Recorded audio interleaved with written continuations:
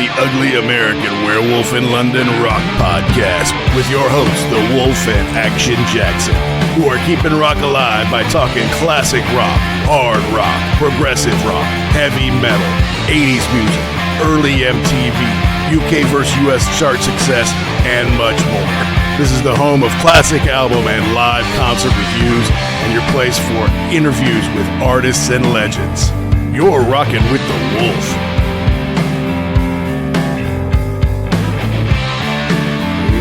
Hey, out there, rock and rollers. Welcome to episode number 228 of the Ugly American Werewolf in London Rock Podcast. Brought to you by me, your host, Mac B. the Wolf, and I will be joined, as I always am, by my partner in crime from the East Coast of the USA, Mr. Gary Action Jackson. We want to thank everybody who tuned in here recently, not only to hear Pete Townshend's Empty Glass as it turns 45, the big hits Rough Boys and Let My Love Open the Door, but also join us on First Concert Memories with Brian Slagle, the founder and CEO of Metal Blade Records, the first band to ever publish a Metallica song on a cassette about the first concert he ever saw, Kiss, on the Alive tour in 1976. Great fun episodes, and I hope you check those out. This week, we actually review one of the biggest albums of all time. And it is The Ugly American Werewolf in London, because I used to live in London when I started the show. But of course, I'm an Anglophile who loves that British rock and roll, and it kept coming year after year, decade after decade. And the album Brothers in Arms by Dire Straits, it's an English band that had more success in Europe than it necessarily had in America. But this album was successful all over the world, with 9 million sold in the US and over 30 million worldwide, including almost 5 million in the UK. I think that means at the time, about 1 in 12 people or 10 people had a copy of this on the island. It's kind of unbelievable. They had been building from the first album to Communique to making movies to Love Over Gold. The Alchemy live album is one of my very favorites, as we've discussed before you got to Brothers in Arms. And they added Guy Fletcher to the band for this album, someone who we've spoken to on this show before, and we even have a little bit of audio from that conversation as we're talking about new Dire Straits releases coming out here soon to celebrate the 40th anniversary of this huge record. And one that helps tell the story of MTV. Because on Money for Nothing, Sting so aptly sings, "I want my MTV." So of course MTV is going to play it, but they also use some, at the time, cutting edge video technology using computer animation, which is now trite. But at the time was off the charts, like, look at what they can do. And so guaranteed airplay on MTV, great songs, and songs that were crystal clear, recorded very well. Mark Knopfler is a stickler for the kind of sound, and it was digitally recorded, digitally mastered. DDD if you've got one of the CDs from back in the day. And because we are professional appreciators of rock music, we couldn't tell our life story or the story of MTV without this album. Of course, I love Mark Knopfler and Dire Straits. This album came out when we were about 12 years old. So it was something different watching it then on MTV and hearing the songs versus now. I've really come to appreciate the stuff before Brothers in Arms, like Alchemy, but with big hits like Walk of Life, Money for Nothing, So Far Away, and then pointing at songs like Why Worry and Brothers in Arms, which to the UK is a very big deal in remembrance of those who lost their lives and fought in the Falklands War. Mark and the gang, including John Ilsley, who'd been with him since the start, and our friend Guy Fletcher, really helped create some amazing soundscapes, and through the digital recording is crystal clear to this day. We want to get into it, talk about the history, and go track by track. But first, we do have a little business to take care of. We'd love to mention we are proud members of the Pantheon Podcast Network, a family of over 100 different shows. You can learn more at pantheonpodcast.com or follow on socials at PantheonPods.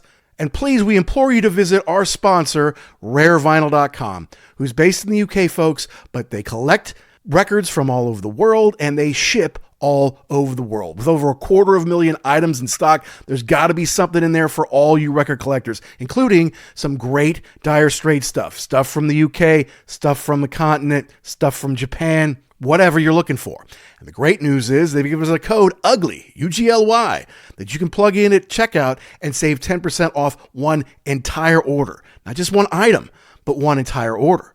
And you can get mint condition first edition records. You can find rare picture discs or import singles, CDs, DVDs, all sorts of cool stuff. So go to rarevinyl.com. Don't just buy one thing. Find everything your heart desires and use Ugly to save a big, fat 10%. Your record collection will thank you. Now back to Brothers in Arms. It's huge. It's a juggernaut. It's the biggest selling album in UK of the 1980s. It's one of the biggest selling albums of all time. And the guitar god, Mark Knopfler, kind of took a back seat. Yes, he wrote all the songs, but his guitar isn't always up front and taking over every song. He really does collaborate with every member of the band to make that sound that he was looking for. And boy, oh boy, did it work, to the tune of 30 million records sold. So let's go ahead and jump in. We're talking Brothers in Arms by Dire Straits as it turns 40 here on The Wolf.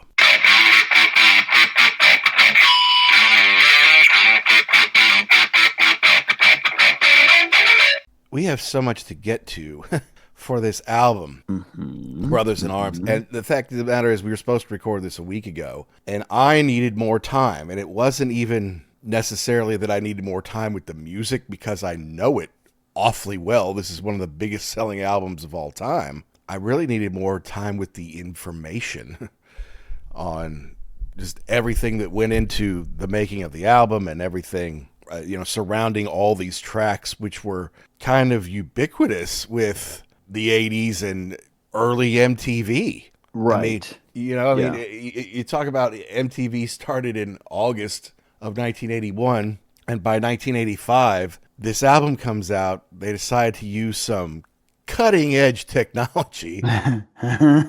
Well, I mean, you laugh, but it really was. It really, when you saw that for the first time, you really thought, wow, I mean, this is amazing what they can do with computers. I know. Now, I can make something better on my phone in like 2 minutes. In like 2 minutes, But it helped propel this thing to over 30 million in sales worldwide. And it's like the 8th best-selling album of all time in the UK. 8th, and it's like it's tied for number 1 in New Zealand, and it's tied for like 3rd or 5th or something like that in Australia. I mean, it's like crazy how big this hit when it hit.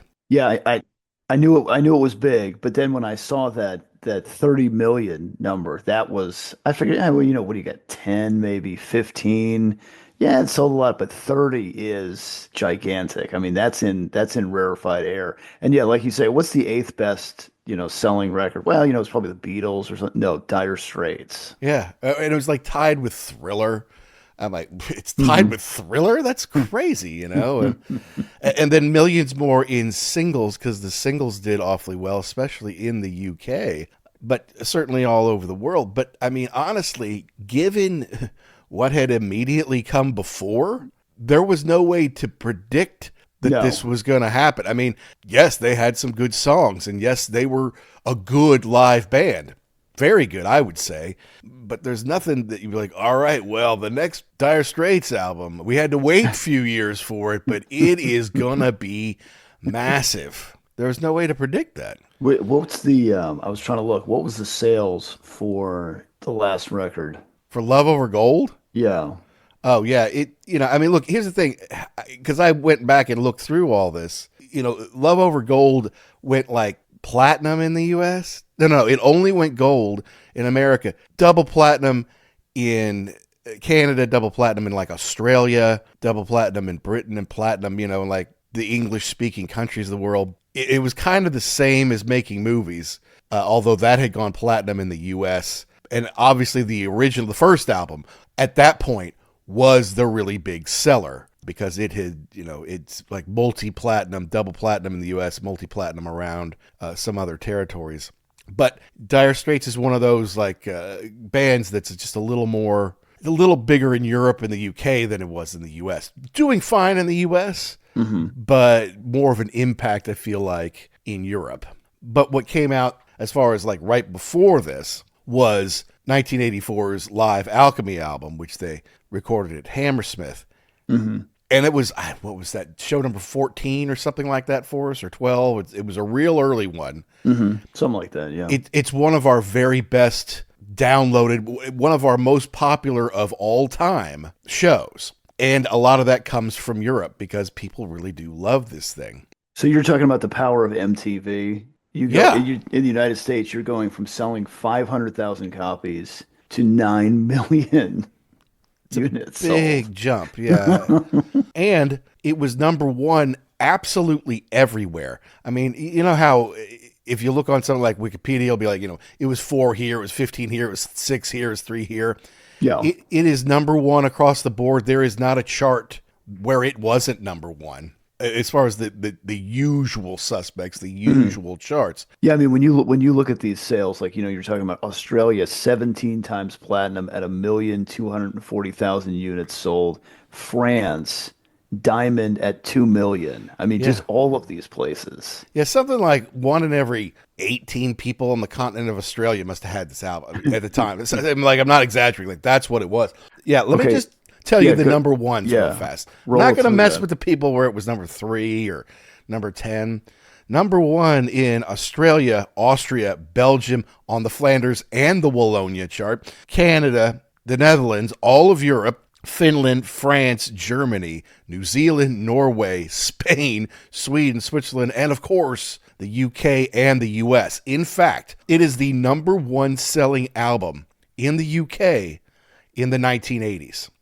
I would believe that because I'm looking at I said 9 million in the United States, 4.5 million, 15 times platinum in the UK, In the with a UK. much smaller base of people who would buy this. Yeah, number one seller in 1985 in the UK, where it was 27 in the US. But then in 1986, it was the number two seller in the UK, number 5 in the US. But it didn't just stop there. 1987, it's 36th on the annual chart, or the year-long chart. This is an album that came out in 1985. And then 1988 in the UK, 63. It's still 3 years later, still selling at a pretty amazing clip. 30 million is so many, and it's probably more than that. Yeah, that's just when they stopped counting. Yeah, they're like, okay, yes, Yeah, but when you he's look at that, rich. what was I looking at? Oh yeah, New Zealand, 360,000 units sold, which you're like, man, whatever. That's 24 times platinum. You're talking about like one out of every 4 people in That's the New Zealand biggest had them. selling album of Yeah. all time. It's unbelievable, Even when platinum in Poland, that was still behind the communist wall Yeah. in Where did you even get 1985 or that? 86. Like, exactly, you could go to jail for having that. So, just an insane number of sales on this thing, kind of amazing. And so we've got to kind of jump back now to Love Over Gold, or maybe even to our pre Money for Nothing Dire Straits experience. I don't think I had one. I don't think I knew anything about. I don't even think I'd heard Sultans of Swing or Romeo and Juliet before the Money for Nothing video comes out in 1985. Yeah, I'm in the same boat with you. I was definitely not that cool. And I remember thinking to myself for this one and then for the Walk of Life video, like, who are these dudes? Like they're on all the time. Well, I mean, they were in 85, I mean, they were old. They weren't, young people, Well, that's right. but they were having these massive hits. Massive. Yeah. No, that's fair enough. And the thing is, Love Over Gold. I'm not a huge fan of On Every Street, the final Dire Straits album, the one that was 6 years after Money for Nothing, or Brothers in Arms. I kind of feel like it was probably an obligation, like they had one more record due to the record company or something like that. Because I think Mark Knopfler, once he had that enormous success, and then, by the way, in the middle between those two, they put out the Money for Nothing Greatest Hits album, which of course I had on CD when we lived together in college. And it sold, incredibly well, millions around the world as well. And that's just like a greatest hits album. So they're just kind of minting money all these years. And I think once he kind of had that, like, okay, not only do I not have to worry about money, but I don't have to deal with being in a band anymore, right? I mean, I write all the Right. songs anyway. I sing all the songs anyway. I play lead guitar on all these songs. I don't need a band anymore. I can just go be Mark Knopfler. I think that's what he was kind of happy to do. He's one of those guys who has no use for fame or having to do It doesn't stupid seem like interviews. it. Yeah. And selling that many copies also kind of frees you up from doing anything else that you have to.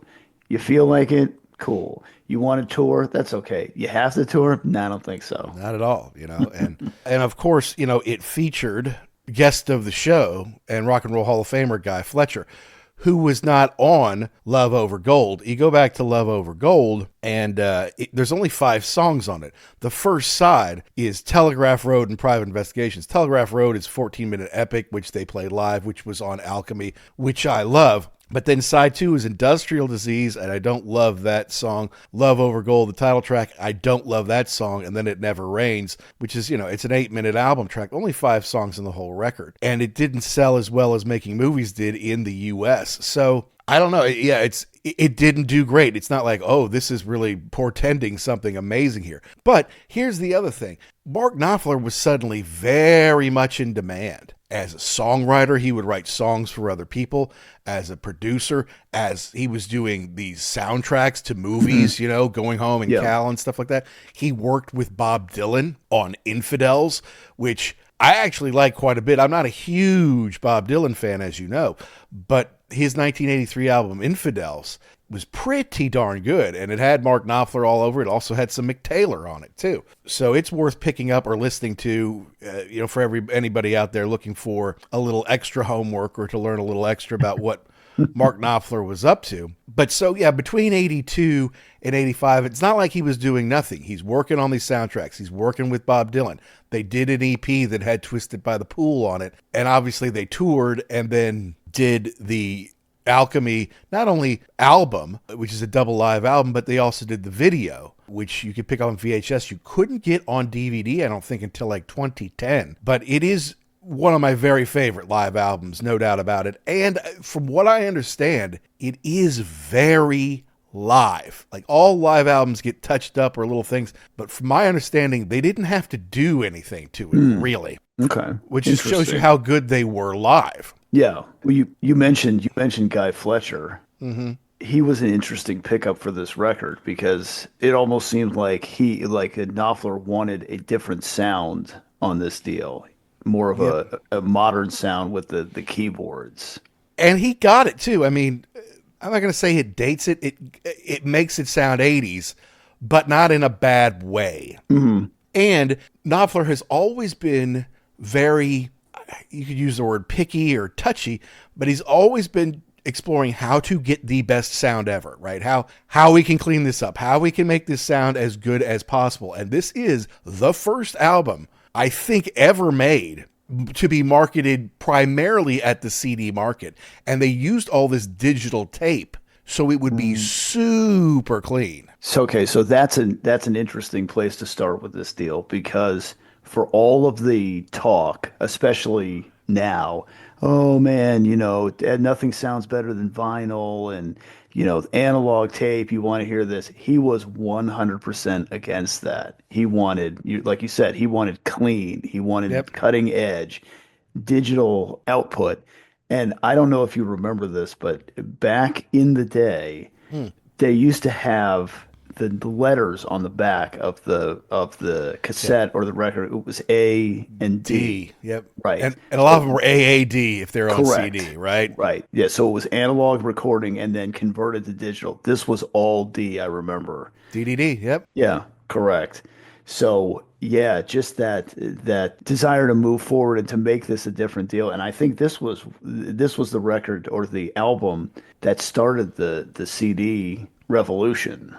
It really was. I think it was the first album to sell more on CD than it did on, like LP and cassette. Mm-hmm. And they recorded it in Montserrat at AIR Studios. And yes, had the new member Guy Fletcher come in there. But yeah, he was just obsessed about the sound. And then because the industry was trying to kind of push CDs, when you would go to a hi-fi store or a stereo store, something like that, and you want to say, well, show me this CD player, let me see what it's all about, this is the album they would use to show it off. Okay.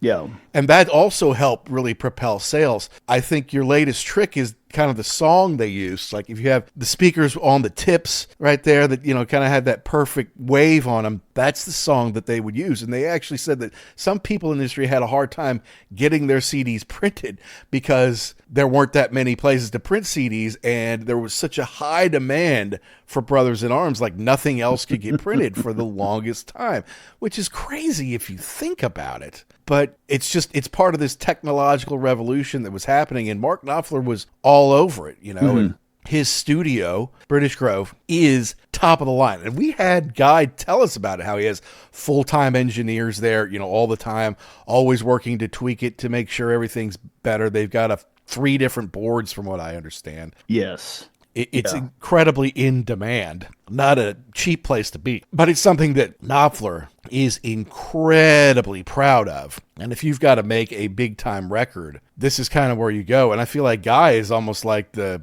I don't know, producer engineer in residence or whatever. He just has a job there, right? That's what it sounds like. He basically is in charge of the place. Like if you want to use it, you go through him. And it sounds like he's involved in a lot of the actual stuff that goes on production-wise also.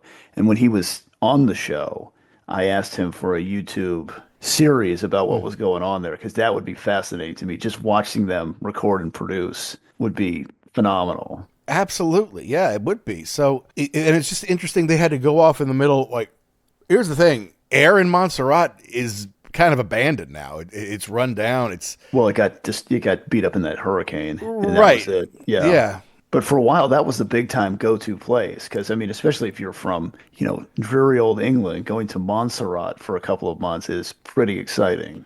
Yeah, you know, and he says Sting would often come down to Montserrat to go windsurfing. So he's around. Mm-hmm. Let's have him come in and sing the song or whatever. And yeah, I mean, Money for Nothing is one of 2 songs in the whole catalog that isn't solely credited to Knopfler. They had to give Sting a little bit of credit. Well, I mean, let's face it. Yes, his name is on there, but I mean, he didn't write the song. You just gave him credit for the idea for "I Want My MTV" being exactly the same as "Don't Stand So Close to Me." Right. But he's there, so bring him in, you know, and God, talk about getting paid for one day's work. Holy mackerel. But these songs are long. Some of them are over 8 minutes. And while that's fine, if the whole thing's 55 minutes, that's not a problem for a CD. But for vinyl, that is a problem. On a cassette, you just make the cassette longer. You make the tape longer. But the vinyl was almost 10 minutes shorter. Yeah, I see that. So there was definitely some stuff they cut out. And you can kind of tell what it is. I mean, once you know the songs, you know what it's going to be. They didn't cut Brothers in Arms, but you know that they're going to cut something like Why Worry down from 8.5 minutes. You know, they took it down below 5.5. And you know, Your Latest Trick, 6.5, because there is all that kind of the saxophone and stuff at the beginning. Well, they can slice that down to, you know, 4:46 or whatever it is. Money for Nothing does kind of drag on a little bit. I think there's 4 different versions of Money for Nothing. By the way, there's like the CD version, there's the LP version, there's the single edit version, and there's the MTV or something like that. There's, you know, they had to cut that so many different ways. Even So Far Away From Me got cut over a minute off of it. So you're slicing the big songs. Mm-hmm. You're slicing, it's basically the first side that got all of the slicing. It's also kind of where the big radio hits are, minus Brothers in Arms. So that's, I mean, I never like it when they change something from CD to LP or something like that, but I guess it was necessary, and I'm glad I never really had the LP, I suppose. You're going to put out a 20-inch LP to fit all that music on.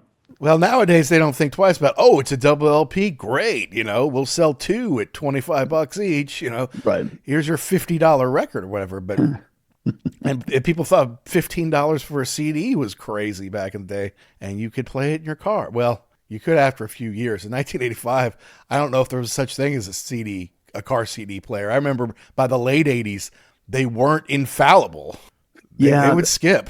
Right. Yeah. Every time you hit a bump, they would skip. Mm-hmm. But that's another interesting point too. You're talking about them selling a lot of CDs. That shows you who the market was for this album, because kids weren't buying this. The kids weren't buying CDs. That was very expensive back then. Yeah. It's for audiophiles and rich people only. But Yeah. they wanted to push it because, like, look, it has all this rich sound on it, and it's pretty durable, right? It doesn't get all those scratches, at least the laser doesn't. I mean, you can scratch it by Right. leave it on the floor of your car, but listening to a record, you can scratch it just by like dancing and jumping up and down. It'll scratch Well, it. yeah, and make sure you don't mess it up with a razor blade either. Okay, What? Mr. Huh? Scarface. Okay. Take it easy, all right? This is kind of a family show, but not really. But something that kind of fascinated me was Hmm. when it came now, all in retrospect, all the reviews are what an amazing album, a classic, a real triumph, all that kind of stuff. At the time, especially in the UK, they ripped this thing. They were all over it. Just, this is not good. And this is just, it's been getting worse since the first album. Basically, Huh. so the NME with Matt Snow said he criticized Knopfler's mawkish self-pity, his lugubriously mannered appropriation of rockin' Americana, his thumpingly crass attempts at wit. It's like, Jesus, dude, tell us how you really feel. He accused the album of the tritest would-be melodies in history, the last word in tranquilizing chord changes, the most cloying, lonesome playing, and ultimately in transparently fake troubadour sentiment ever to ooze out of $1 million recording studio. He just wants to use the big words. He's Clearly. just, look, mommy, look at my vocabulary. Aren't I smart? I'm so much smarter than a man who sold 50 million records, aren't I? Yeah. No, you're But not. but it's always going to be like that, though. No matter what you create, somebody's going to want to dump all over it. But yeah, you're right. I've got 30 million reasons why Yeah. you're wrong. Yeah. Eleanor Levy of Record Mirror dismissed it. It's like, this is like any other Dire Straits album quarried out of the tottering edifice of MOR rock. Okay. It's only a halfway decent album because it has only halfway decent songs. Okay, dipshit. Knopfler has distilled his sonic essence via the blues to appeal to billboard romantics with cinemascope insecurities. And he can pull it off, but not enough here. I mean, come on, dude. Yeah. What in the world? Now you're just being mean. This melody makers like this admiral spirit of adventure fails to materialize. It sounded suspiciously like the beginning of a hugely successful and very lucrative plan to take over the world known as AOR. They hated AOR critics. They just hated it. If it sounded like it was made to sell, like, oh, well, it must be horrible then. What in the world? I think the US was a little nicer, let's just say, with some of their reviews. Beautifully produced, with Mark's terrific guitar catching the best light from Rolling Stone. It's not a new message, but at least it's something other than sex, cars, or drugs. And then the quality of musicianship, and you've got a lot here, so okay.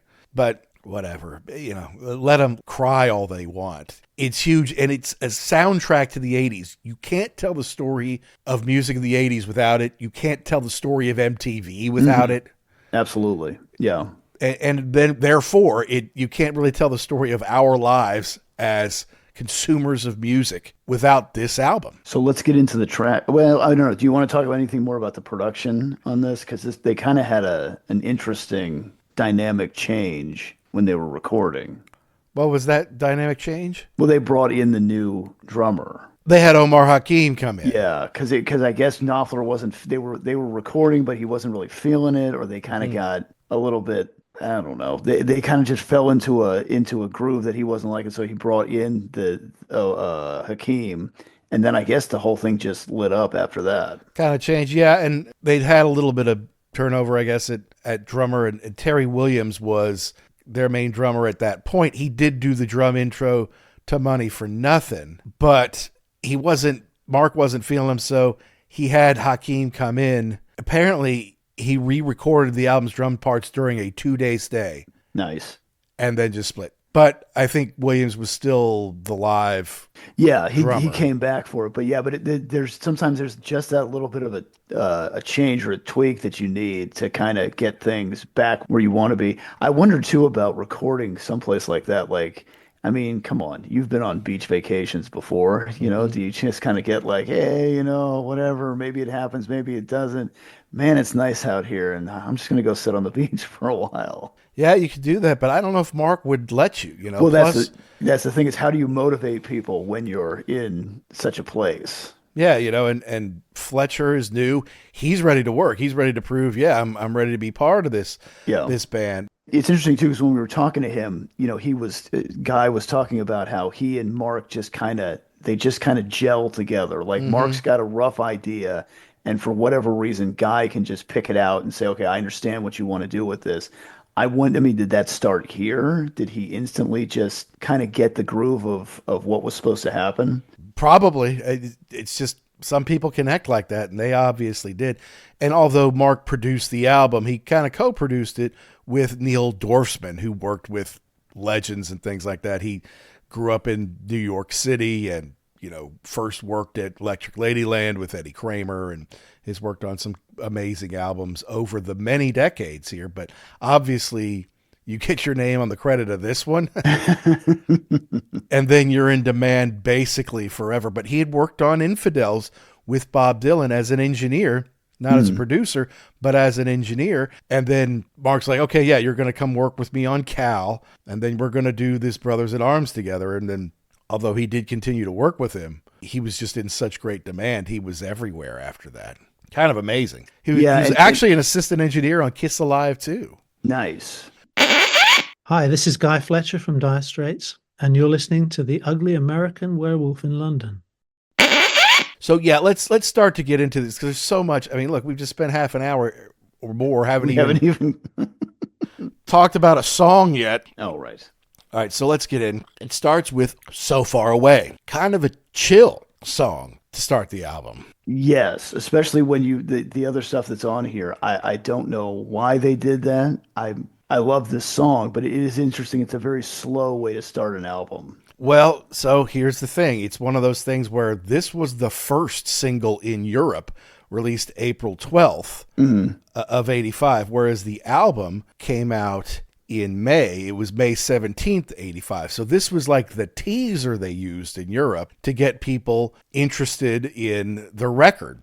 It was the third single in the U.S., which means it didn't come out, I don't think, until maybe 1986. It was backed with If I Had You in the U.S. and Walk of Life in the U.K., because Walk of Life wouldn't end up being necessarily a release for a while, but it was bigger in the U.S. So in the U.K., it went to number 20, So Far Away. In the U.S., it went to 19 on Billboard, 29 on Rock Tracks, but number 3 on Adult Contemporary. So it was definitely getting airplay, maybe not all over MTV and all that kind of stuff. But, I mean, I've always loved this song. It's not a rocker, but it's great. And I don't remember the video. I remember the song on the radio, but I don't remember. In fact, I didn't even know they had a video until we started working on this record. Like, oh, let me go back and look at it. Yeah, they're on a stage, and then there's the, I guess, helicopter photos of New York over the top of the buildings, but I don't remember that at all. No. I mean, which is interesting because you figure once Money for Nothing blows up, and then Walk of Life does well too, as far as on MTV. You'd think that So Far Away would also be on there all the time too, right? Dire Straits is so popular. Let's just do it. However, it's kind of obvious why MTV might want to play Money for Nothing over and over and over and over again. We'll get into that. But yeah, it's so mellow. It's kind of an interesting way to start the album. Usually you want to come out and kind of get it running here. But Telegraph Road, although there's big jams in the middle, it starts very mellow. It takes a while for it to take off, and that's how they started Love Over Gold. So maybe this is something that Knopfler believes in. Like, you just come out with the best song or strong song. Doesn't matter if it's 15 minutes. Doesn't matter if it's kind of mellow and be good for adult contemporary. You just start off with the best, and you track it that way. Yeah. Where are you when the sun goes down? You're so far away from me. You're so far away from me. So far I just can't see. You're so far away from me. You're so far from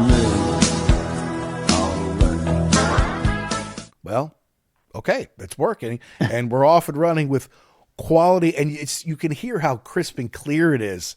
Anytime you listen to this disc, I feel like it's recorded digitally, mastered digitally, all that kind of stuff. It's so crystal clear.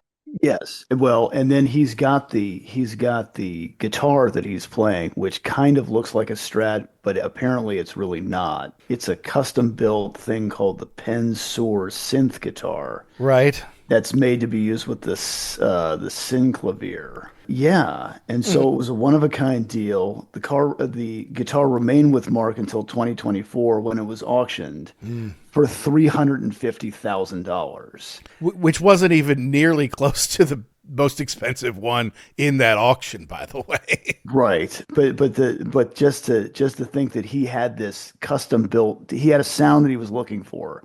You couldn't get out of a regular guitar, so he had this thing custom built, and he's playing it in the video, and it looks like a regular guitar, but it's got a whole bunch of extra knobs and switches on it and everything else to be used with that. But I don't, in looking through this, I don't think he used it all that much as a synth. I think he played it more as a guitar, but yeah, he was just looking for a different sound on this track. And he got it. Yeah. It paid off. So, I mean, that's the kind of like audiophile he is. Like, he can hear things that no one else can. He drives to get it, whether it's through the sound of the room, the sound of the board, the sound of the whatever. In this case, the guitar. He's looking for something and he's going to find it. And he's adamant about it. And it's like, just because you can't hear it doesn't mean I can't. Right. And I'm going to get it. It's good enough. You can play. No, it's not. I know what I'm looking for. This isn't it. I'm going to keep pounding until I find it. Or talking to people to build me custom equipment. Yeah, exactly. Now you get to the second track, That's Money for Nothing. Oh, right. Released June 28th. The second single, back with Love Over Gold Live. Number 4 in the UK, which is great. But it was number 1 on Billboard and Rock Tracks and Cashbox in the US, which means you're making money hand over fist on this song alone. Mm-hmm. But look, the song is fine. It's the video that we really have to talk about. I mean, yes, I understand the song went to number 1 and blah, blah, blah. Good for you. But it was the video. It was the video that really changed everything. Mm-hmm. And having a little sting on there. I mean, let's face it. This is 1985. Synchronicity came out 2 years ago. The Police haven't done much. Are the Police breaking up? We don't know. We want more Police, but we're not going to get it. And so, having a little sting on there just kind of helps. Yeah, and if I remember correctly, Sting is nowhere on the video, right? Like it's the computer animation. There's a little bit of live stuff, but even that is like it's like blacked out and neoned up and everything, so you can't. But yeah, he's not anywhere on here. But his voice, especially then, was so distinctive. You knew who it was. Absolutely, yeah. I mean, the video received 11 nominations from MTV Music Video Awards. I don't know what that's worth. It sounds amazing. Oh, 11 video There were only 10 videos that year, but they got 11. Well, maybe, and of course it won Video of the Year and Best Group Video. The next year at the Grammys in 1987, it won a Grammy for Best Video of the Year. He said he modeled his guitar sound on Billy Gibbons' traditional ZZ Top guitar tone. Oh, right. I wouldn't have picked that out, but even Gibbons, like, he didn't do a half bad job either. And I never told him anything. So good for him.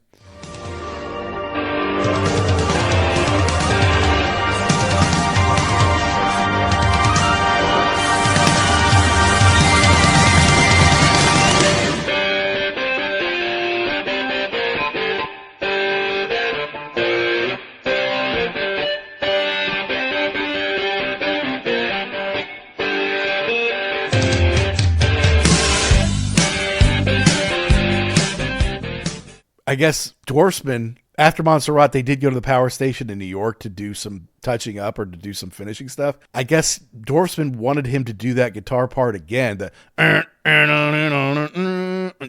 of classic guitar part there. He was unsuccessful. He tried to get him to do it again and clean it up. It was just, he liked what was in Montserrat so much better. Well, okay, so isn't there a note about that being a little bit funky, where they set it up and he set it up strangely, but it actually worked? Something about like there was one of the mics was like pointed at the floor or something. And so, but they were like, no, that's the sound, even though that was not intentional. Let's see where that was. You look that up. I got to throw some other stuff in here. Throw it in there. Because there's so much going on this thing. It obviously, look, the lyrics are told in the third person. Yeah, not from Mark's perspective, but for a guy who works in a like television custom appliance kind of shop. And he was in New York. And so he's sitting there in New York and this guy comes on and MTV's on. And he actually said, hey, can I borrow a piece of paper and a pencil? And he wanted to scribble down what this guy was saying like, hey man, that ain't working. What are those Hawaiian noises? He's banging on the bongos like a chimpanzee, That ain't working. That ain't working. Sticking the camera, who's that woman? We could have some fun, and then after you tell them, I'm like, yeah, that's obviously a New Yorker who works with his hands. Like, it's obvious. You can see, I can see the guy right now saying that stuff. That little faggot with the earring and the makeup. Whoa, whoa, whoa, whoa, whoa, whoa. What? Whoa. What? You can't say that anymore. You can't say that anymore? No. Oh, you're right. And that's an interesting thing too, because it is a derogatory statement. Yeah, it is. But in the song, he's pointing out that the faggot you're dismissing is a millionaire. Like this is a very successful person that you're dismissing as a, just somebody who anybody can do this. Right. It's like, oh, look at him. He's got his earring and the makeup. Right. That's his own head, I guess, whatever kind of thing. But you're right, because he changed it like live. For live recording, he would say that little Queenie, because you can't say that word, And now when you hear it on the radio, like broadcast radio, and I think even satellite radio, they clip it out. They cut that whole thing out. They don't change anything. It's just gone. It's just that much. It's that much shorter.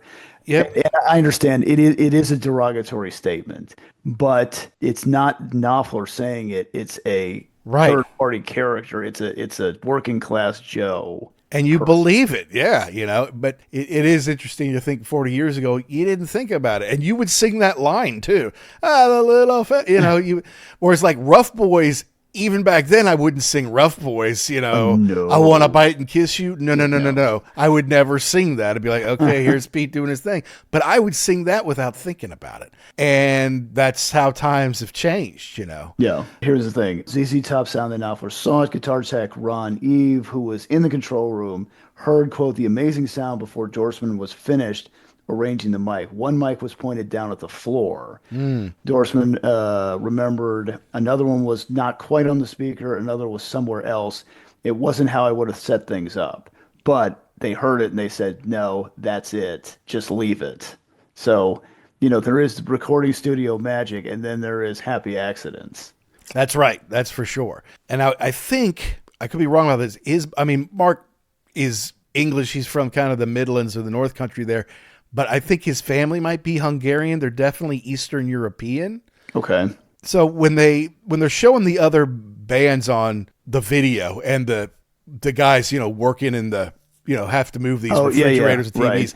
So there was that one video that appeared as First Floor was the band and the song was Baby Baby, was actually a Hungarian pop band called Also Emlet for their video, which was Stop or I'll Shoot. But Also Emlet translates to First Floor, see? And it was on Magyar Records, and Magyar means Hungarian in native Hungarian language. And the other one was fictional. It was Sally by the Ian Pearson Band. And the first album for the video was listed as Turn Left, and the second was Hot Dogs. So, they're having some fun like that, because you can't really call someone a faggot, and so you kind of have to make up a fictional kind of band. Right. Yes. Yeah. You're right. They weren't actually, the people they were referring to were not real people also. Yeah. It wasn't like it was, I don't know, probably the easiest one to pick on would have been Culture Club. You're right. At that point in time. Yeah. It wasn't a real. Wasn't aha, Right. Correct. But Knopfler didn't like the idea of videos. He was very anti-videos. He thought it would destroy the purity of songwriters and performers. But once people at MTV heard this song, they're like, oh yeah, we can play the hell out of this. Just get us a cool video. So then somebody, who was it? Steve Barron of Rush's post-production in London kind of flew to Budapest to talk to Mark into it. And then Mark's still like, I don't want to do it. But then Mark's girlfriend was like, he's absolutely right. There aren't enough interesting videos on MTV. This sounds brilliant. You need to do this. Let's just give him a concept. So he cooled on it a little bit and said, okay, fine, let's do it. And boy, is he glad that he did.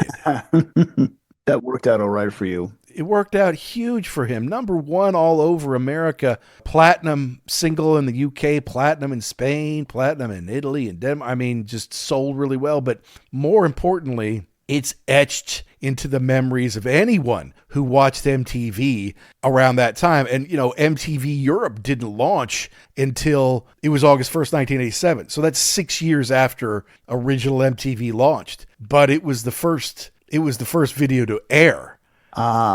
Even though that's like 2.5 years later, it kicked off MTV Europe. And for years, it was #1 or 2, because I think once a year they would say the 100 greatest videos of all time. MTV had to celebrate itself a lot.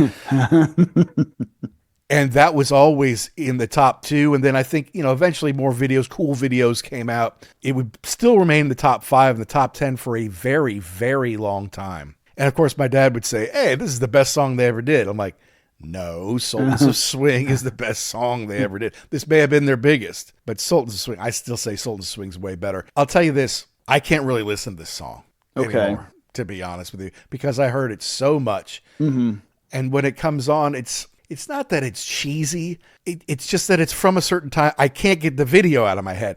And the video, while this had this digital animation, which was cutting edge at the time, is horrible now. I mean, it really is. And I can't get it out of my head. It's so associated with it that it's just, when this comes on, I literally change the channel. I don't do that for any other Dire Straits song. The beginning parts of this I always loved, that they've got that fade in, and the drums. And I understand that Mark Knopfler is not the kind of guy who will walk to the front of the stage and throw his leg up on the monitor, but that beginning part, where everything cuts out except for the main riff, I can imagine standing in front of 100,000 people at Wembley playing that intro riff. That's fantastic. The rest of the song, I don't, that's fine. But I love the beginning part of that. You were talking about an auction earlier. The 1983 Gibson Les Paul standard reissue guitar Knopfler played in the song sold for £592,000 sterling. There it is. In the Christie's auction in London.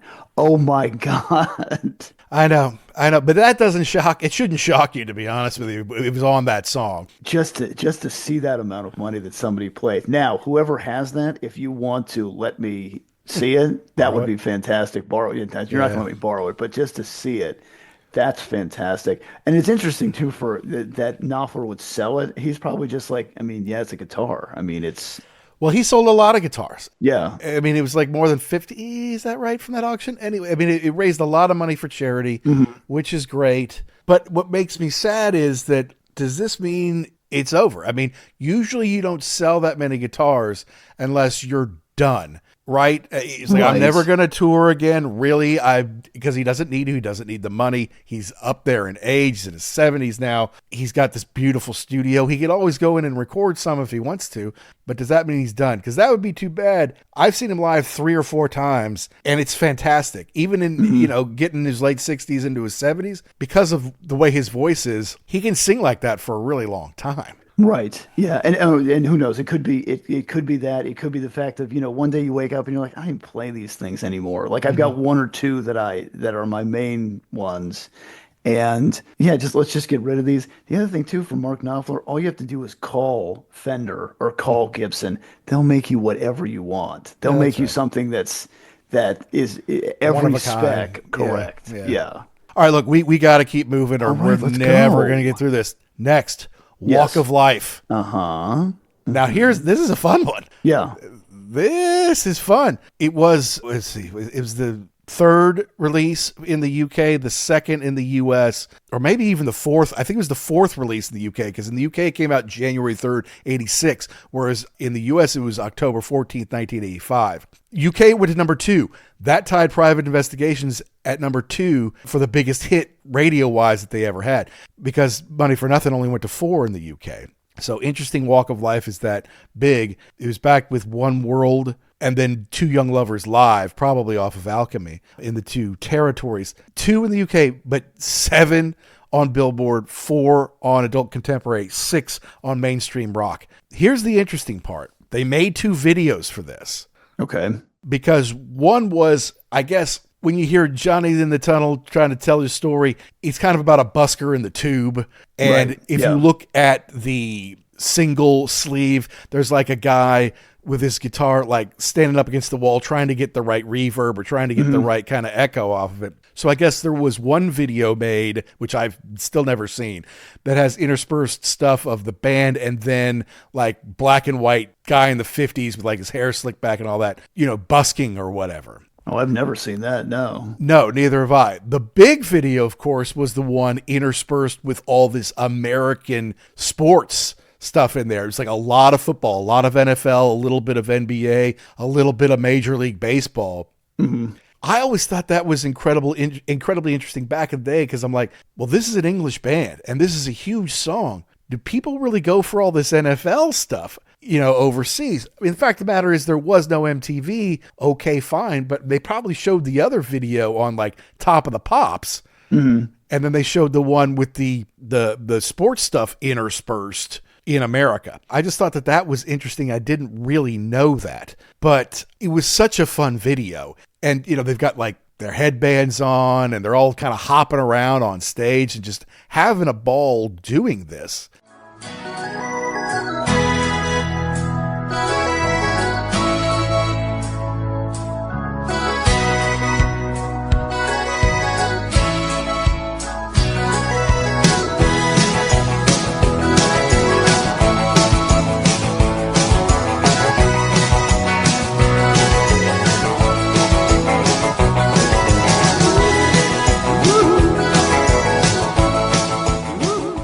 And it's interesting too that for a guitar band, you start off with the keyboard intro. Yeah.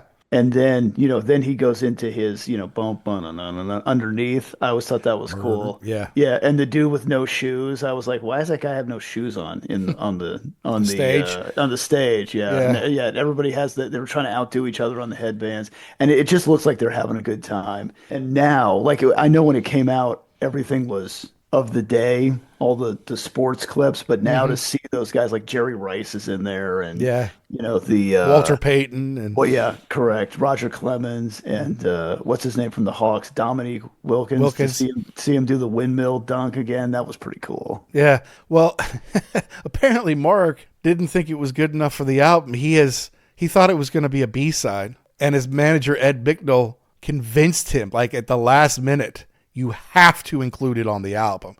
You have to.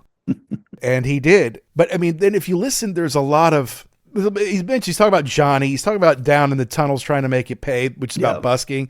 But then you can hear the oldies, I Got a Woman, Bebopalula, What I'd Say, Talking Blues. Mm-hmm.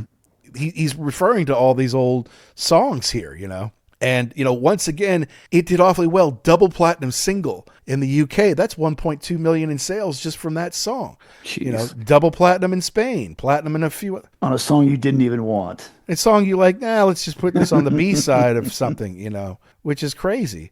So, yeah, look, it's a fun one. It's one of those that kind of puts a smile on my face. Yeah. And you kind of got what he's got going underneath. And you can kind of hop around to it a little bit. I think it's a lot of fun. Yeah, it's interesting that was, I know it wasn't as big as Money for Nothing, but that was still a pretty big video back then. Absolutely it was. And, you can't live on Money for Nothing alone. You got to play some other things.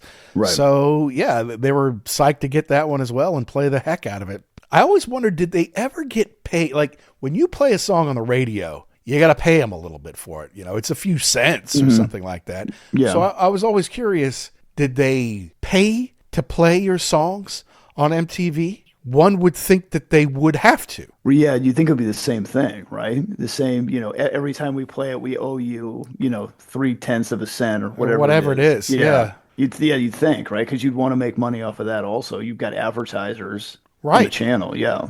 Yeah. So I always thought that was curious. Plus, you're not just in a local radio market, you're national. Right. And while one random video might not get the ratings of, I don't know, what was popular back then, Miami Vice, was Dallas still on? I don't know. But 60 Minutes, so it wasn't that, which is part of the reason why MTV eventually moved to all those horrible shows that they do instead of doing videos, because you can market a show and you can have it on at a certain time. You don't know when money's for nothing's going on. It's going to be played every hour at some point, but you can't say, okay, look, at 6 o'clock, we're all going to sit down and watch the Money for Nothing video. You don't know. It's just like listening to radio. It'll come on at some point. You just don't know when. Yeah. All right, let's keep moving because we've dug ourselves this damn hole.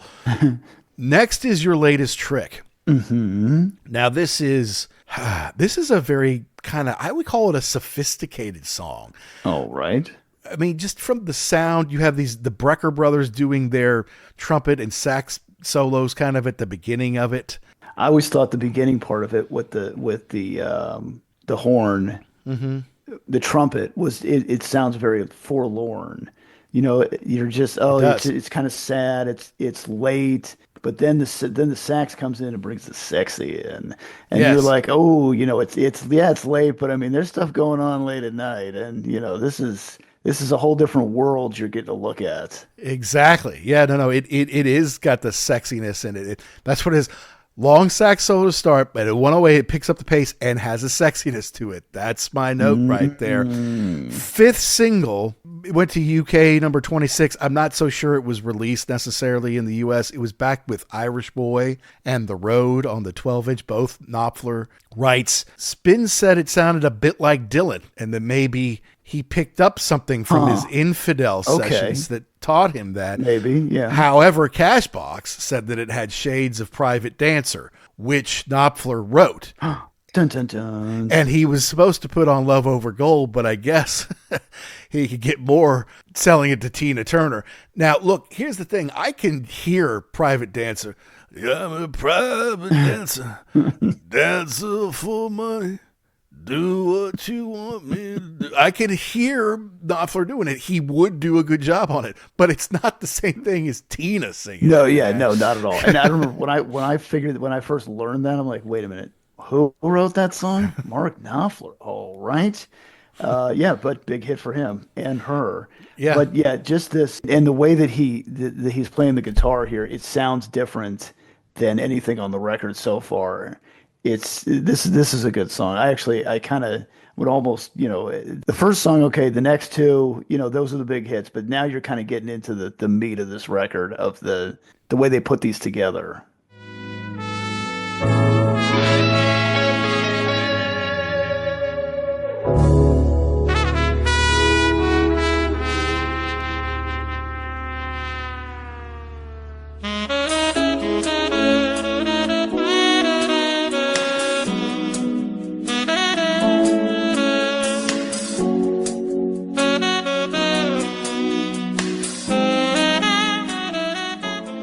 It did really well for him. Only number 26 on the UK charts, but I think it did well in Brazil. It went to number 1 in Poland. Apparently, it was released as some kind of EP in 1993, and it went to number 1 in France. And like I said, from what I understand, if you had a hi-fi store and you wanted to show off a CD, and why you should buy a CD player and buy these expensive discs, this was the song that they played, because it does have these different things in there. There is a sexiness to it. It's crystal clear. Yeah. It's crystal clear. You can kind of hear it all. Apparently, it was faster originally, but again, Ed Bicknell said, slow that down. And again, Ed Bicknell, just based on those two facts, walk of life and changing this, greatest rock manager in the history of the world. I'm just impressed, to be honest with you. It's very, very good. It's not just a rock and roll song. And for a guitar god, as Knopfler was praised at, to allow all these other things in here is brave and obviously very smart. The percussion is great. And then there's some 80s keyboard touches in there. Well, there's Guy, just, adding a little modern touch to this. And it's so good. It's such a great accomplishment. And it's a longer one. I mean, it's over 6.5 minutes, but it's not as long as Why Worry. Mm-hmm. At 8.5 minutes, it is the longest song on the CD. Maybe not on the LP, but on the CD, it definitely was. And you could say it kind of goes on for a while, but it is very mellow. Mm-hmm. And I like this one a lot too. You're talking about Why Worry? Why Worry? Yeah. Yeah, I don't listen to this track. You don't? Sorry. No. You skip it? I skip it for a different version. Yes, sorry, Mark. Really? Oh, yes. Oh, yes. If you want it, the one that I really like is from it's called Chet Atkins, Certified Guitar Player, 87. It's 1987. It's Chet, it's the Phil and Don from the Everly Brothers, or the Everly Brothers, and Mark Knopfler.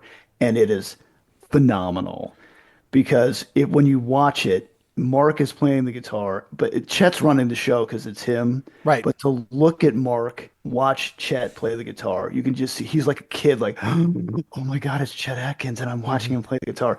And then this song sounds way better with Phil and Don doing harmony on it. Oh, I can only imagine. Yeah, yeah. I mean, it's a good song, but the two of them, they sing the hell out of it. And to me, it's fantastic to watch Mark just be in awe of Chet Atkins. It is cool to watch someone who's killing it, who's now incredibly wealthy. You could be like, yeah, sorry, Chet, I'm too big time for you now. No, that's his hero. No, yeah. And yes. Yeah. That's who he wants to be with. He wants to, he made all that money so he'd have the opportunity to do something Correct. like record with Chet Atkins, But I mean, the lyrics are, I wouldn't say they're simple. There aren't many of them though. But I can see why the world has made you sad, and some people could be bad. But why worry? There should be laughter after pain. There should be sunshine after rain. And these things have always been the same. So why worry now? Why worry? There should be laughter after pain. There should be sunshine after rain. These things have always been the same. So why worry now? Why worry? Why worry now? But what I really love about this is, you listen to, you're talking about, Sultans of Swing, you're talking about even on Money for Nothing, he can play very percussive, and he can also just play like he's almost not even really touching the string, just so light and delicate. Mm-hmm. And it's amazing. It's just his acoustic with some keys here, and it almost sounds a little bit like something from Princess Bride. At least this guitar playing Could be, yeah. Got to give a shout out to Tony Levin on the Chapman stick. The Chapman stick is an incredibly odd instrument to me, and it has a ton of strings on it. And I don't know how one would master this thing, because you're basically plucking it with both hands. You're not necessarily holding down with left and picking with the right. You're kind of picking both. Yeah, it's almost like a harp, right? Yeah. It's just, well, I mean, that's Tony Levin though. I mean, he's on a genius. different, I know. yeah, he's a different level. He's special. And it's kind of a random thing to have him on, but it's a beautiful song. It's beautiful. It's pretty long, but how does that work cool. out? Was he there? He's like, hey, I've got this instrument. Well, fire it up. Let's see what we can do. Yeah, bring out the old Chapman stick. The what? Okay, sure, why not? Kind of amazing. Hi, this is Steve Howe of Yes, and you're listening to The Ugly American Werewolf in London. All right, so that was the first side of the record. All of those were trimmed down as singles, or even just to get on the LP. But then we get into the second side, which they didn't really cut, which is interesting because I know Brothers in Arms became a big single, especially in like the UK.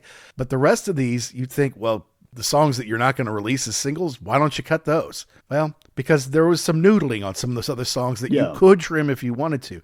Now, for the most part, even though Right Across the River is 7 minutes long, they don't trim it down. And this is where I think Mark's trying to tell more of a story of what's going on in the world. This is more like these few were kind of about military. Most of the songs on the second side are about army stuff, right? Yeah, you really kind of switch gears here to the first side is kind of a little lighter, a little more whatever. And yeah, now we're going to get a little heavy duty here on the second side. That's right. Yeah. So Right Across the River, it actually got to 21 on U.S. mainstream rock, not necessarily because it was released as a single, but because DJs liked it and they would play it, you know. So first of all, the percussion, I feel like, gives it a bit of a jungle feel. And then there's keys that sound more like pipes. Yeah. To me, it's actually very Miami Vice. I don't think this was used on Miami Vice. Another one was. We'll get to that. We'll get to that, yes. But it sounds very Miami Vice, like something that'd be going on in the background. Right. Very Central American. Yes, absolutely. Yeah. And then if you look at the lyrics, it's either the story of two men's perspective, like a young idealist saying, I'm going to join the army and do good things and help mother and country. And then there's a second one of like an old grizzled kind of a mercenary almost, kind of like, yeah, you know, whatever the job is, I'm going to do it. Money's right. I get paid, right. I'm going to go kill somebody and I'm fine with that. But an interesting perspective might be, it's the same man. It's just at different times in his life. Oh, okay. Yeah. And those are the first two verses. And then the last one is more about how a revolution or revolutionary changes into the establishment kind of thing. You know, it's so... It's the same old story with a different name. Death or glory is the killing game. Gonna ride across the river, deep and wide.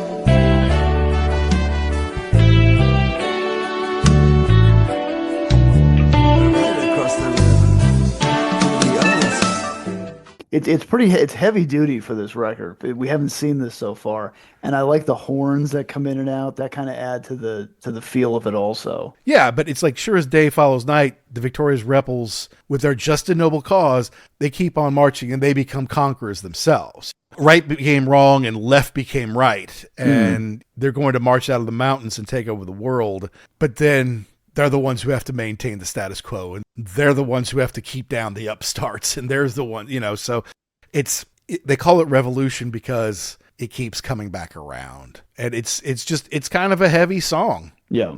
But very good, very well done. And you can tell they're using all the tracks, you know, and they're not just blending them together. They're giving every little thing its space, whether it's the pipe organ, whether it's the percussion, whether it's that flute that's kind of hanging up on top of there. Yeah. It's very crystal clear again. And so, yeah, there's a little heaviness to it versus, you know, say Walk of Life.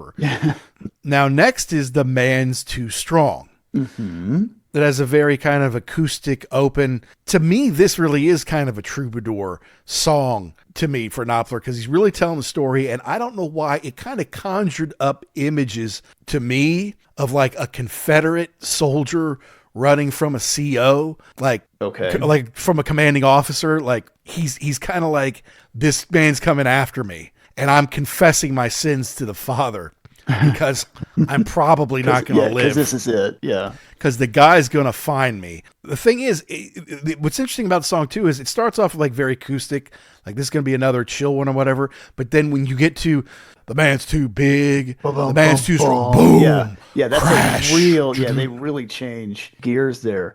Although you've been the at the beginning here, you've been teasing me this whole time. You've given the album cover is something I don't know what that is. It's the guitar. But I mean, it's not an acoustic guitar. It's not an electric guitar. It is a 1937 14-stret National Style O resonator, and that's what he's playing on the beginning. So it is cool that they incorporated that guitar into this record. It's kind of hard to see from the cover, but it's a very funky looking deal. It's got like flamingos and palm trees and everything on it. But it sounds really cool and it gives it that country feel. But you're right, then it goes into that real kind of dark crashing part when he's talking about the man's too big, the man's too strong. Yeah, because he's like, I'm just a drummer boy. In the wars I used to play, I've called a tune to many a torture session. Now they say I'm a war criminal. I'm fading away. So I have legalized robbery. I've run in with the money and hid like a thief. I've rewritten history with my armies and my crooks, invented memories, and I burned all the books. I have lived behind walls that have made me alone, striven for peace, which I never have known. And I can still hear his laughter, and I can still hear his song. The man's too big, the man's too strong.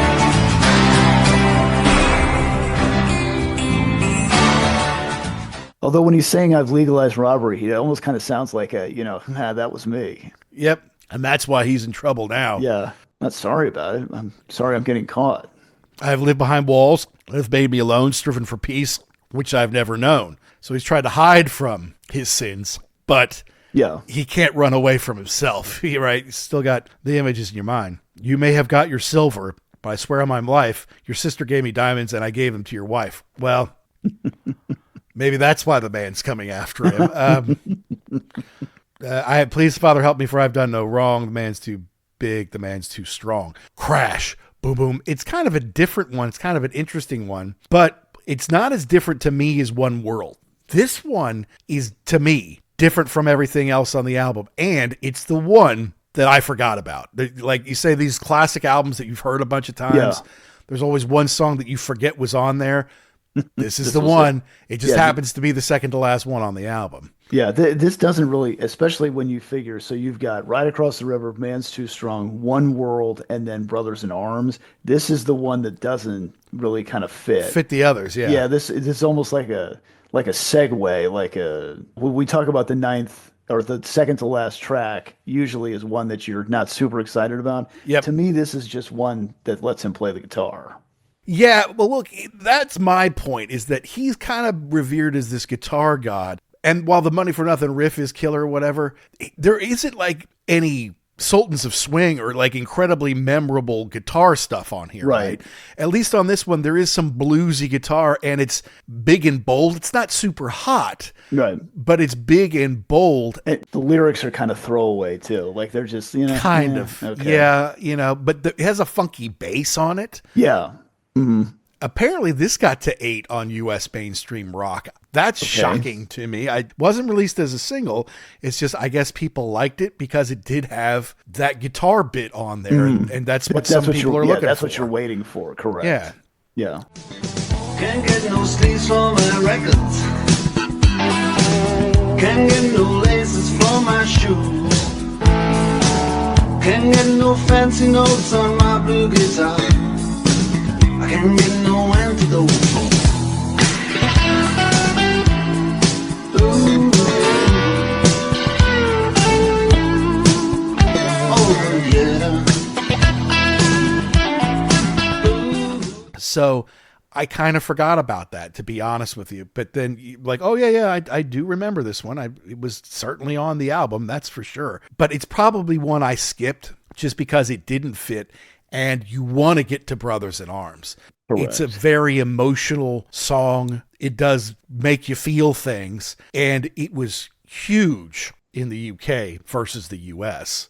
Yeah, but that's kind of to me, that was a product of the Falklands War. That's right. Like I remember like hearing about that. I'm like, yeah, I guess. Okay. Yeah. I mean, Well, I remember going on, we were like 9 or 10 when it was going on. Yeah. But that was a world away. Like we didn't have anything to do with that. I'm like, okay, yeah. But it was huge in the UK. It was also 10 and a half weeks. It wasn't like Vietnam, okay? It was 10 and a half weeks. And like, I remember watching the news, the Falkland Islands. Well, where is that? Well, it's way the hell down here. Okay. Past the equator, closer to like Antarctica than it is to America. And there's these little islands that the British have had since the 1840s or whatever. And look, people did die. Soldiers on both sides died. 3 civilians died. Lots of injuries, lots of planes and helicopters and tanks and things like that got destroyed. But it really helped solidify Thatcher by quote unquote winning that war. she was able to come back even stronger in the next election and pick up more seats. But yeah, when you're watching that and you're watching young men go fight over these territories that, I mean, God, do they even really matter? It's not like they're fighting over Cornwall. You know, no one who's been fighting had really even been to the Falklands, right? You know, so, but it was like some diplomacy went awry, and then eventually the thing broke out. So when Walk of Life or So Far Away was released in October? Let me get these dates right here. So yeah, Walk of Life was released October 14th, 85, whereas that didn't come out till January of 86 in the UK. But on October 18th, that's when Brothers in Arms was released in the UK. Backed with Going Home Live and Why Worry on the 12-inch, it did get up to 16 in the UK, but I think that despite the chart, it was a much bigger deal in the UK because it is kind of remembering this time, and it did go platinum in the UK because it's, you know, it's an anti-war song, and it actually went to number 1 in Poland. Again, Dire Straits huge in Poland. But you'll see people wearing flowers on the poppies on their shirts, you know, for Remembrance Day and stuff like that. So this is something that is played a lot. And then 25 years later in 2007, he recorded a new version at Abbey Road to raise funds for the British veterans who are still suffering from the effects of what happened in the Falklands. And in fact, it became very widely used at military funerals after that. Oh. But, you know, I mean, you can hear through these fields of destruction, baptism of fire, I've witnessed your suffering as the battle raged high. And though they did not hurt me so bad in the fear and alarm, you did not desert me, my brothers in arms. So it's basically about, we have this thing together that'll never be broken. And even though you might be dead from it, or some people are messed up from it, you know, we're still together.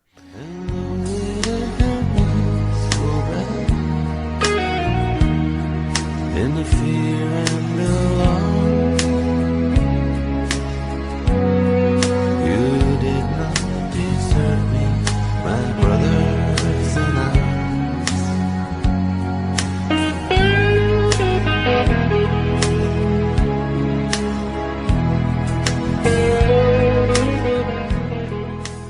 It is an interesting message, I think. You know, you're talking about war is horrible, right? But through that, you've made this connection that will never be broken. But then at the end, now the sun's gone to hell, the moon riding high. Let me bid you farewell. Every man has to die. It's written in the starlight like every line in your palm. We're fools to make war. Our brothers in arms. Yeah, it's just what a waste it is. I mean, why are you wasting these young men on this? Right. I mean, like you said, for something, just for something that's silly. Yeah, coming off of One World, this is super heavy duty. And it just, I like that, the ominous way it starts with the thunder crashing. Thunder and rain, yeah. And then it just peels back to nothing. And his voice. It's very poignant. It's very well executed song. You know, people love it. People love it. Now, we love it for its inclusion in Miami Vice. On the episode, Out Where the Buses Don't Run. This is a classic episode because it featured Bruce McGill. Who is that? Best known as D-Day in Animal House. Daniel Simpson Day has no grade point average. Which all classes incomplete. And he could play his throat by thumping with dun, dun, dun, dun. Bum, bum. To this day, I've still never seen anyone else who could do that.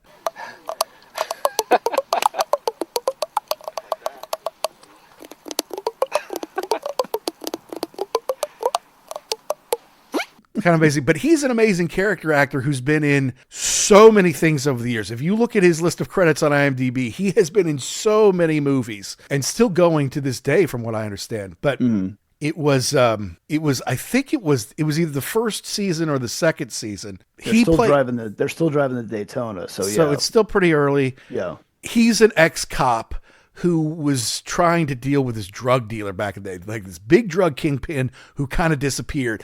And Crockett and Tubbs were kind of working on the case, like, how do we even figure this out? Well, you have to deal with him. And he's like eccentric, to say the least. A total weirdo is probably best. He's just a burnout who kind of lost his marbles.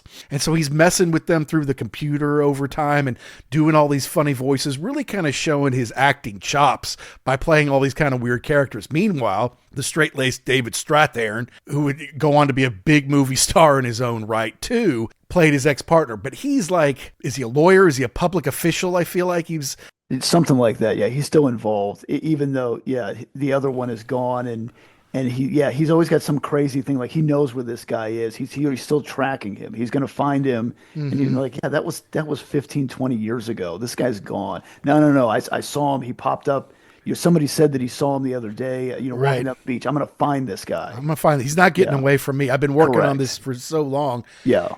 And then he gives him a call like, hey, I got him. He's right here. I found him. Come and arrest him. Yeah. Come get him. And they kind of, and then they start the song. Yeah. And it's pretty mellow and chill. They go to this basically abandoned building out where the buses don't run. And he's right here. And there's a wall. It's like, what are you talking about, dude? Yeah. And he takes the building is like wrecked. Yeah, it's a place where people go and like do drugs and squat and stuff like that. And they and he's like, no, he's right here. He grabs, it was a sledgehammer, and starts just beating the wall and just beating it and beating it and beating it. And then you see behind the wall, there's this like mummified dude with like a Panama hat on and like the newspaper the day he killed him and stuck him in there. Yeah. And then Strathairn comes out, and it was like McGill was exhausted. Like, carrying this secret had kind of ruined him, had driven him mad, and he wanted it to be over. He's like, yep, there he is. And then Strathairn comes down, and Crockett's like, you knew about this? He's like, yeah, I helped him build the wall. Right. He's my partner. Do you understand? He was my partner. And Crockett's like, yeah, like I do get it. I get it, but you're both going to jail. I mean, except McGill's probably going to the funny farm, but yeah, it was a heavy episode. Yeah, because they have that little montage of them driving over to the building. Yeah, of course it's at night, and even though for whatever reason they had how many seasons? 5. And they had 5 seasons of Miami Vice. They drove around in a convertible, and it never rained one time. Okay. Yeah. Anyway, it's the thunder's coming. They pull up to this just completely burned out place where he's here. I've got him. He's arrested. Yeah, that's heavy duty. And yeah, to hear him say at the end, that he was my partner. Of course I knew about it the whole time. I helped him build the. I helped him put him here. Helped him build the wall. Yeah. Yeah. It was episode. Hold on. It says it's the 3rd episode of season 2, but then over here it says it's the 4th episode of season 2. Okay. So, but yeah, you're right. It was. They still had the Daytona at the time. It earned a nomination, this episode, for editor Robert A. Daniels, an Emmy nomination there. And in TV Guide's 1997 list of the 100 greatest TV episodes of all time, it ended up on there. So it's a very big. Arcaro was his name. Was the drug dealer's name. Like, I'm looking for Arcaro. Arcaro, gonna find you, Arcaro. You know, and it was an amazing episode, to be honest with you. It was directed by Jim Johnston, I guess, that he actually did he did his episode Nobody Lives Forever during the first season. He also did Trust Fund Pirates and Honor Among Thieves. So the opening scene had Baba O'Reilly in it. Okay. And a little bit of Brothers in Arms during the climactic scene. So for those of you who don't know Miami Vice, we would probably do a Miami Vice show. There's already several out there. We could do it our way, but I don't think that's going to happen. You never know, but that would be fun. It would be a blast. No doubt about it. But back to Brothers in Arms, 30 million sellers, sold well all over the world, solidified Dire Straits as this huge band, helped get them in the Rock and Roll Hall of Fame, this more than anything else, helped immortalize them on MTV, helped make MTV. Helped make the digital age, or That's usher right. in the digital age. Helped Mark Knopfler be able to dissolve Dire Straits, basically. So it's a classic. And so some fun news, because I always look at the discography and look at the sales of all their albums and all that kind of stuff when we do one of these shows. I was looking at the live stuff because they didn't have that many of them. They had one called Live at the Rainbow 79, which came out in 2023. And then they show live in San Antonio, Jackson. All right. To be released May 16th, 2025. So then I start to look up some of this stuff, and it turns out that on May 16th of this year, there is going to, because it was just shocking to me that there was never a re-release or, a 30th anniversary edition or something like that. Okay. Part of the reason was because it was recorded so well and digitally the first time. Yeah, what are you going to do? You don't have to go in and clean it up or anything like that. but they are re-releasing it coming up here soon, a 40th anniversary edition that's 3 CDs or 5 LPs. 5 LPs? 5 LPs. Wow.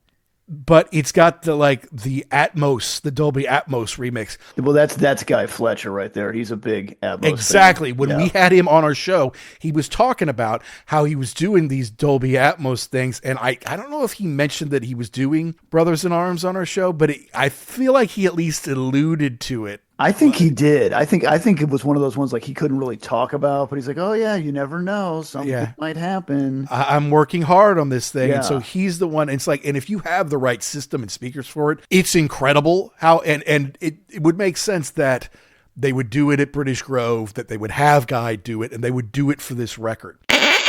Now it is about ready to celebrate a big anniversary next year. Any plans for I know you said you mixed the Atmos version. Any like deluxe version on the 40th horizon? anniversary? I'm sure there are some plans. I'm not aware of them because they never tell me, which is a good idea.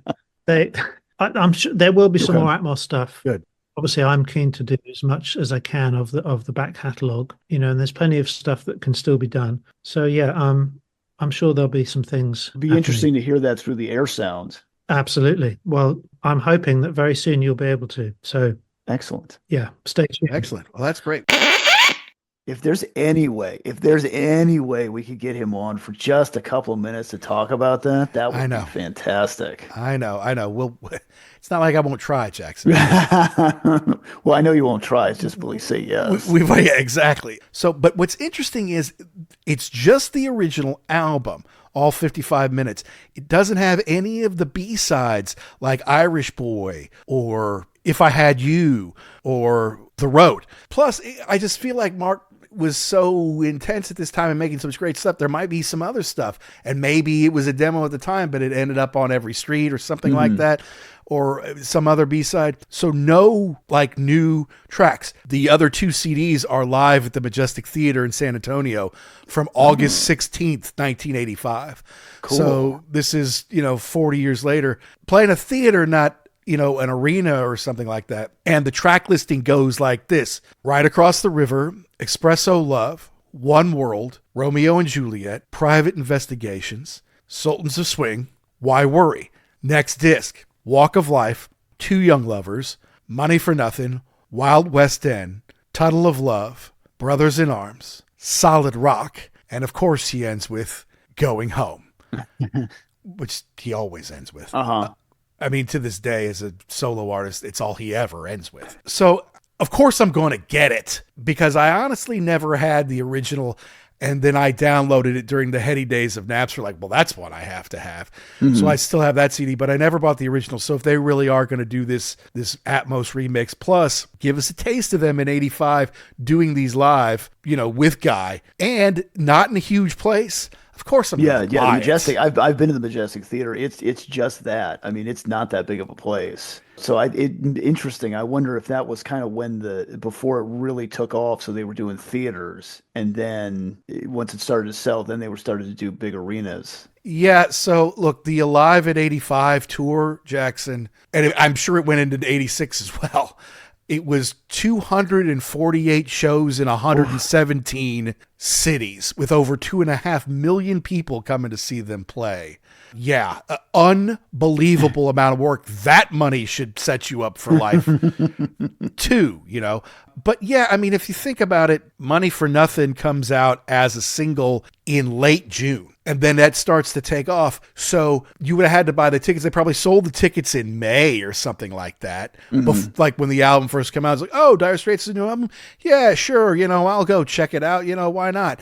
And then Money for Nothing comes out. They probably could have sold out an arena by that time, but they'd already booked it. It's kind of like Asia. Yeah. Like, oh, we're just starting off. We're going to have to do theaters. Then Heat of the Moment comes out, and you could have done an arena by the time you're doing these shows, so that it's intense. Like the shows are intense. People are crawling to get in there.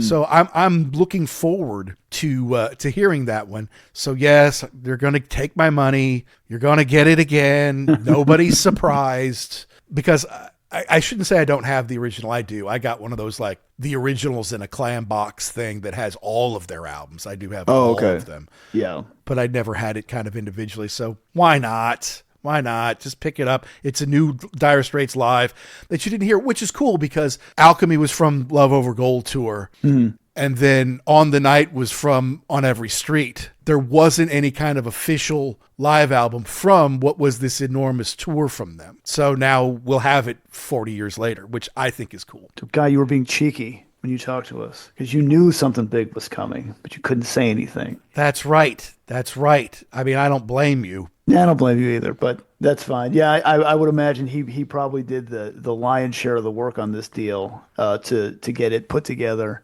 And it was probably pretty cool to hear for him those tracks from the live tracks and just kind of remember that time of being out on the road for, like you said, 200 days.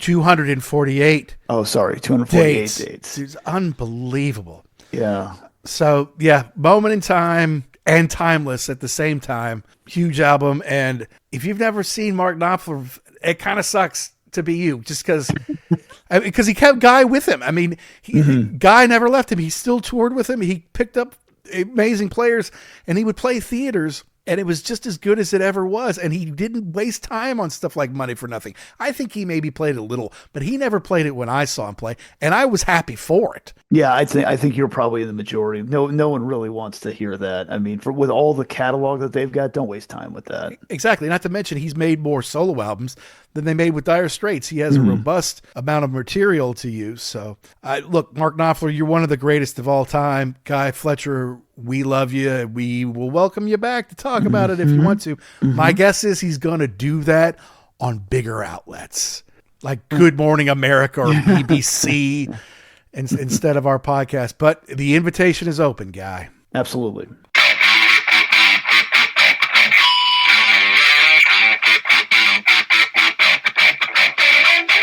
It may not be hard rock or might be disappointing for guitar heads who wanted to see the great Mark Knopfler rip off some amazing solos on this album, but you can't deny its reach. You can't deny its popularity. You can't deny MTV's willingness to expose it to the greater world. You can't deny 30 million in sales, 35 at least with the singles. Huge album, huge for Mark Knopfler and Dire Straits. And just to make one thing clear, in reference to our Miami Vice episode, Jackson is my partner, but if he's going to go murder a drug lord and stick him in a wall somewhere where the buses don't run, I'm not helping him do that, okay? I'm not fooling around with that kind of mess. If that's what he wants to do, that's fine.